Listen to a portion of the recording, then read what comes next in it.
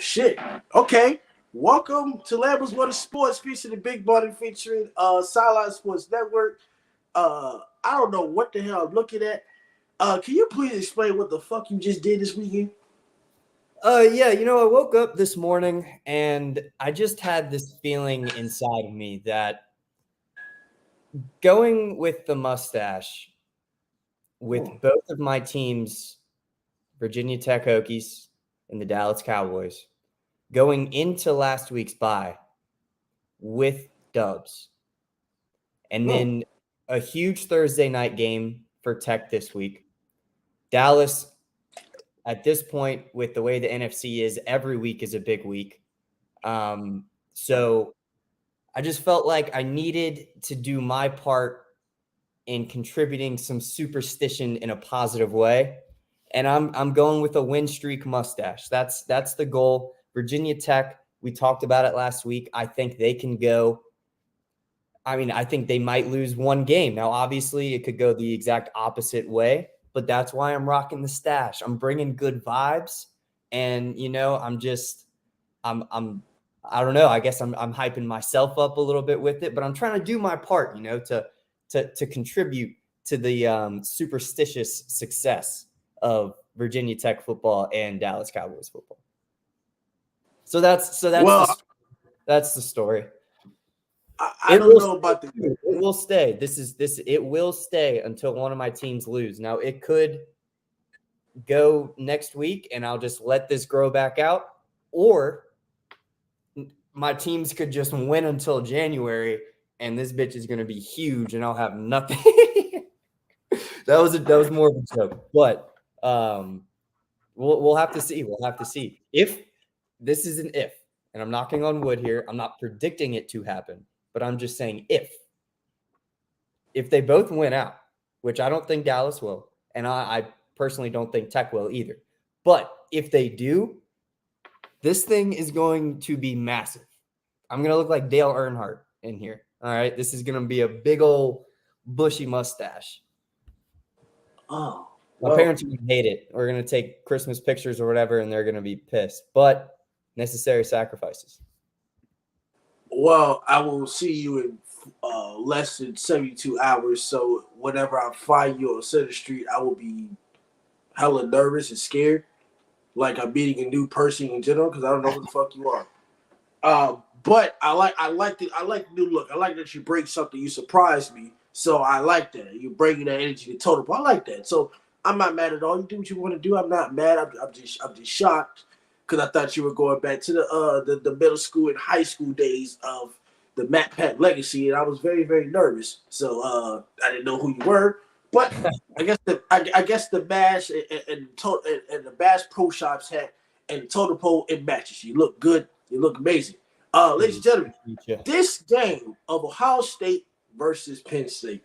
Now, my God, this was it was a great defensive game, but the offenses both struggled. Now, Penn State has a very legit defense. Now, I think the game would have been a turning point if it wasn't for a pass interference.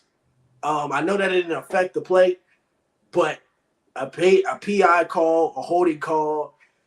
Penn State had a defensive touchdown. Yep. But despite that, I don't think they still would have won. They may have won, because it just flipped the momentum. The momentum completely. Yes, the momentum did flip, but I mean, they only scored 12 points. Right. The offense. The defense held Ohio State to 20 points. I mean, that's the greatest you can do against that high-powered offense. This is without Trey Henderson. Ohio State, they're running back without Trey Henderson, I think, and without Obuka, who is their great wide receiver / tight end. He's huge. They won without him, Ohio State. Now, James Franklin is his record is bad against Ohio State. It's 1-9, 2-15 on the road against top 25 teams or top 10. His record is god awful. They hadn't beat Ohio State since 2016. It's been a very long time. Marvin Harrison Jr. was wide open on every single play. Every play. Without their running back and without their other wide receiver, which is odd to me.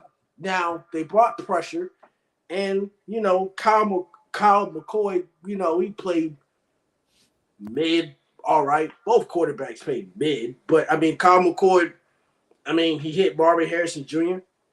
11 receptions for 62 yards, 162 yards. And I'm just in concern of Penn State because we talked about Drew Allard, he's this and he's that. I'm not saying he's going to be a garbage quarterback, but I feel like he got exposed because Penn State didn't ask him to do much the first 5 games. They ran the ball and they played defense. But when you ask Drew Allard to throw the ball, he was 18 of 42. And before the 18 of 42 stuff in the beginning of the game, I feel like the Penn State offense got very conservative because they get conservative against Ohio State and all this other stuff. Just look back to the other matchups. Like there was one year Penn State had a chance to win the game or they run the ball on the 4th and 5. That was like a weird call, which I was like, why? But, I feel like all the quarterback got conservative. It's not all of Drew Allard, but, his throws was way the hell off target. Even the screen pass was way the hell out of target. What are your thoughts on this game? Not only that, but can Ohio State win the Big Ten? Now, I don't think they're going to beat Michigan, but looking the way the Big Ten is, I think Michigan can beat Penn State, obviously. And then I think even if Ohio State loses to Michigan, and that depends on if Iowa is going to be good the rest of the way or not, because they're in the Big Ten as well. But depending on if Iowa loses 2 more games, 1 more game, and Michigan wins all the way until they play each other, then they lose, then they play each other again. Can Ohio State possibly win the Big Ten? Well, so with that part, the Big Ten still has divisions, whereas, the ACC got rid of them. So for Penn State, they would need Ohio State and Michigan to lose a game, and somehow they would need a tiebreaker, which they wouldn't get over Ohio State because they just lost. And then that's in the Big Ten East, and then in the Big Ten West, it's between Wisconsin and Iowa. Maybe Minnesota could sneak in there, but I don't think Penn State's really got a chance to get there at this point, considering they do have to play a tough remainder of the schedule, including, Michigan. So there's even if they beat Michigan, I don't think they would get in over Ohio State, into the Big Ten championship. And then when you look at who's going to win it, it's between Michigan and Ohio State because they're going to roll Wisconsin, and Iowa's defense might be able to hold a little bit, but their offense can't do anything. So I don't see whether it's Michigan or Ohio State, that's going to be one of the two. Those guys are going to be the champs of the Big Ten because the Big Ten West is just garbage. It's between, you said Wisconsin and Iowa? Wisconsin, Iowa, Minnesota, Nebraska, Northwestern, and Purdue, and then Illinois. Yeah. Ooh. So in Illinois, what's Illinois? Because you mentioned a little bit about Illinois. Oh my God. Oh, just kidding. In the conference, they're 1-4. They're 3-5 overall. So for my prediction from in August, if you remember, or early September, I said I thought that they were going to go over their win total, which was 6.5. So at this point, they need to win the remainder of their 4 games for that to come true. And that's most likely not going to happen. But I will say I do believe it's in talks for the Big Ten to maybe get rid of divisions. The issue with that, though, would be you would need to move, in my opinion, the Michigan and Ohio State game from being the last game of the year, just because the following week, if there's no divisions, it's most likely going to be those 2 teams playing each other in the Big Ten championship in back-to-back weeks.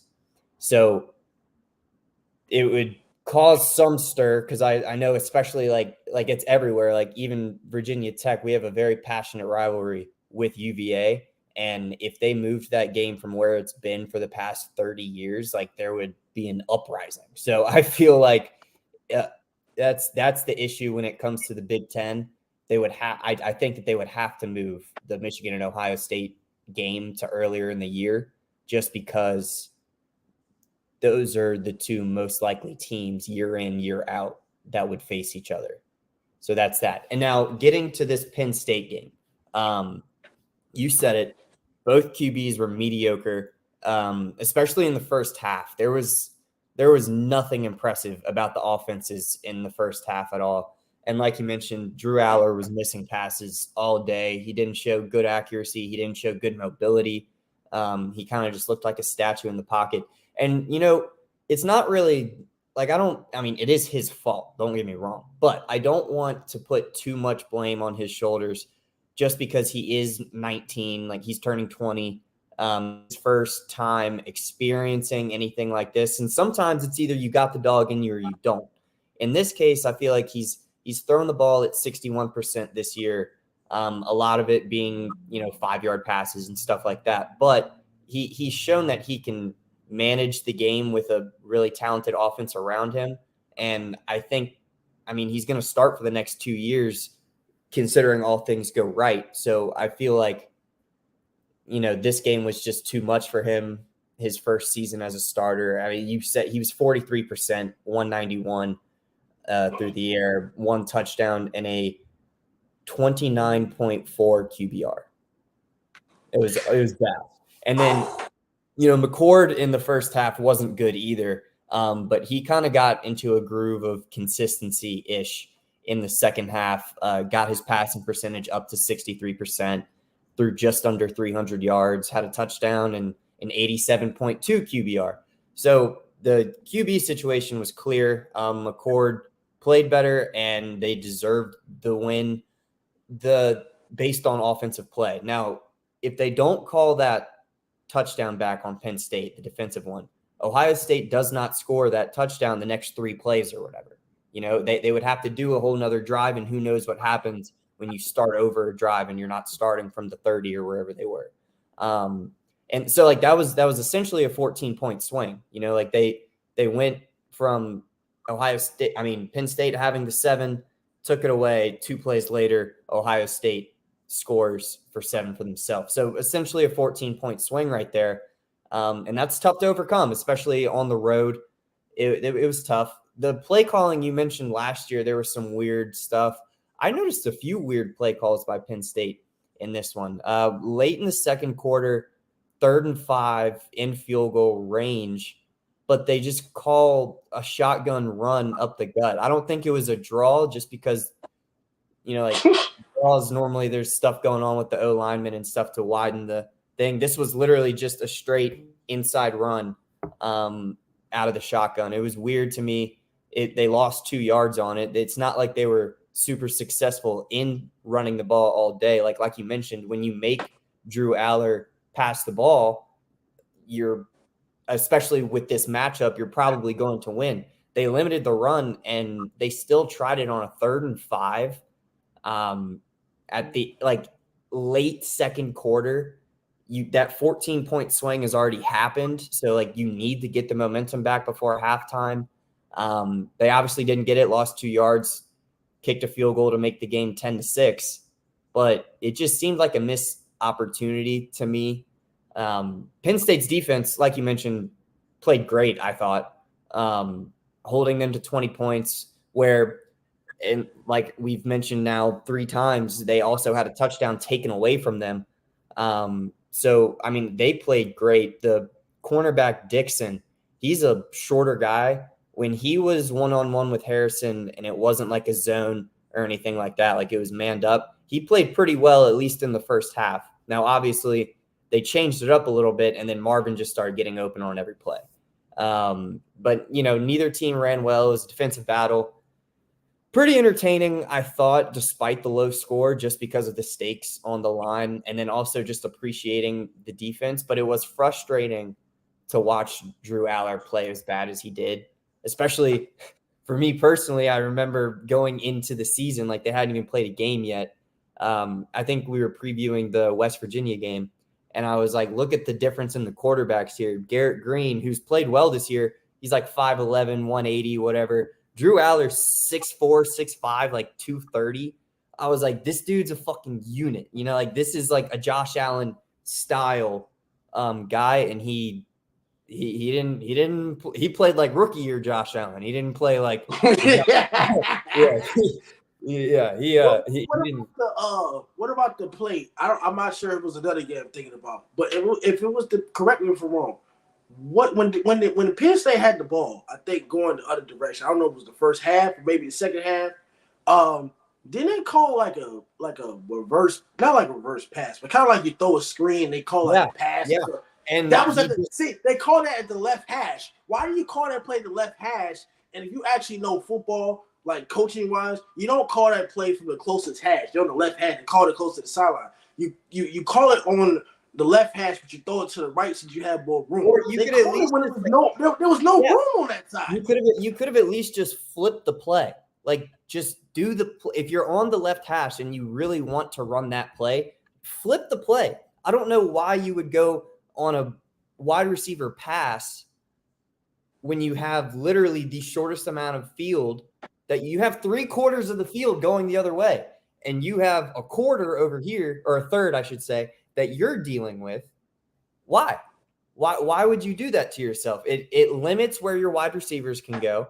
It limits, I mean, this guy isn't a quarterback, so you're forcing him to, you're forcing him to make an impossible decision because coverage is clustered. That's why he got tackled, because he didn't have anywhere to throw the ball.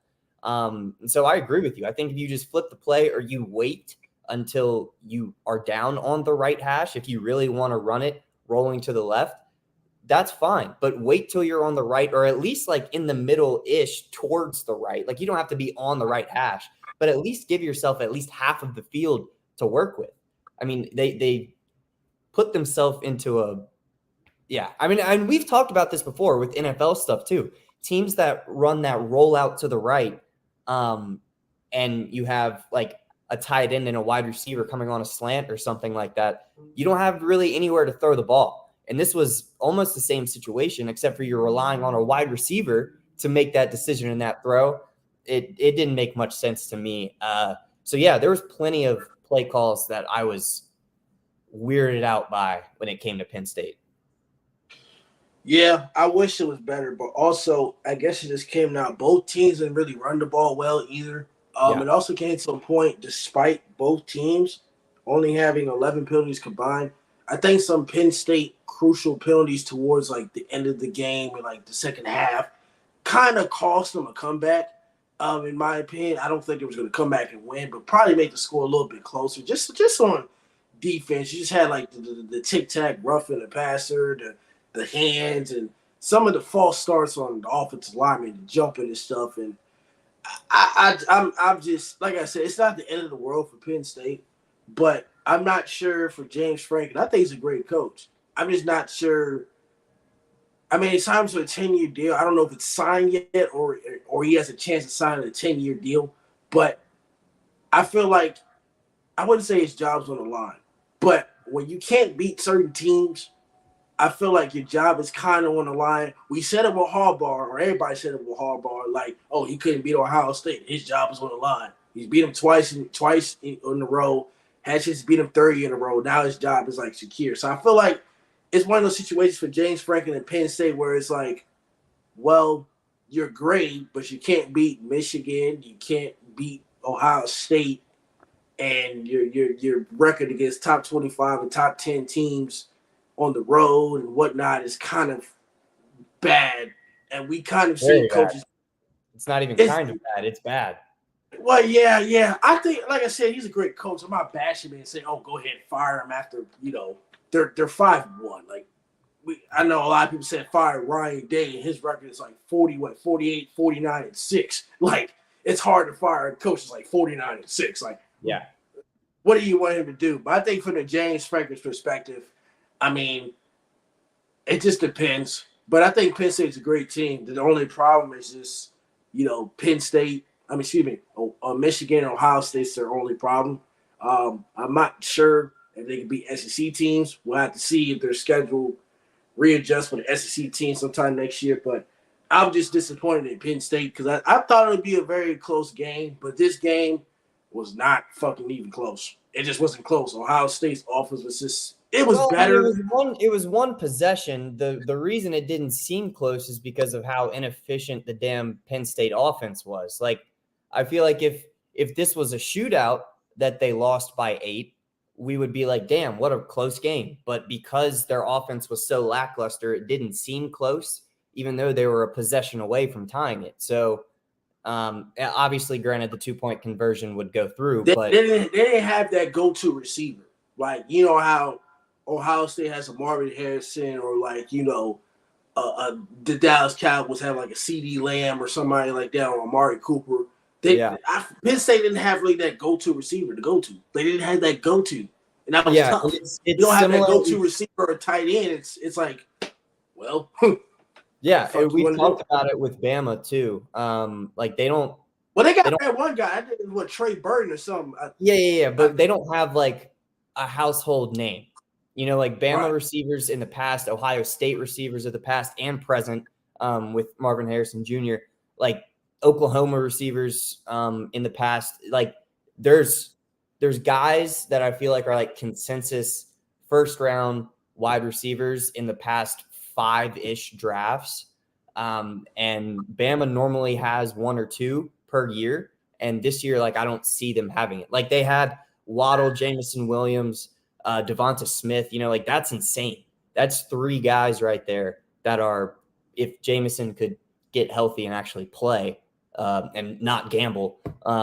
If they could just get that, like he could be so good in the NFL. We've seen him make big plays like that. So my point is, like in the past, Alabama has had in recent past, I should say, they've had just insane. Well, not even just recent, dude. They had Amari Cooper, Julio Jones. Like they have a line of very successful wide receivers that are Henry Ruggs before the whole exactly. So I just feel like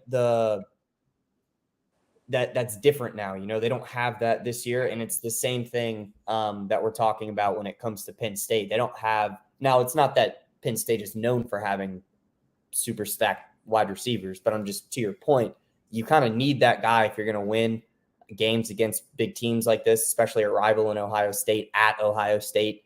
You need a difference maker on offense, and Drew certainly wasn't that. The running back room wasn't that, and they don't have, like you said, a go-to target in the wide receiver or tight end room. So it's Penn State's always been good at recruiting, especially since Franklin has been there. So I don't doubt that they will have dogs rolling in, but yeah, this year it just doesn't seem like the offense is really clicking very well.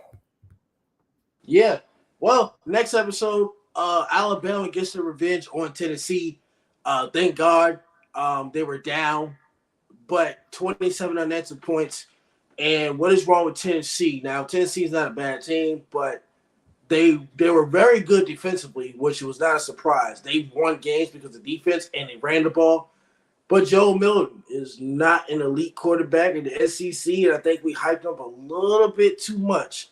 And I know I didn't. I've been a hater for a minute. I know. I'm talking about, you know, the Sarah Blake Cheek. You know, when she was on the show, you know, the girl I brought on last year. I wish she was here. I wish, you know, hear her thoughts about Joe Milton, but I think we hyped him up a little bit too much, and he's not there. But we'll let you know in the next episode how we feel about that game. So, Slammers for the Sports featuring Big Brother. Don't forget to like, comment, and subscribe. And buy the Totem Pole merch. You go to totempolenation.com. And like I said, we will catch you in the next 5 minutes. We will be talking about Alabama versus Tennessee. We'll catch you later. Adios.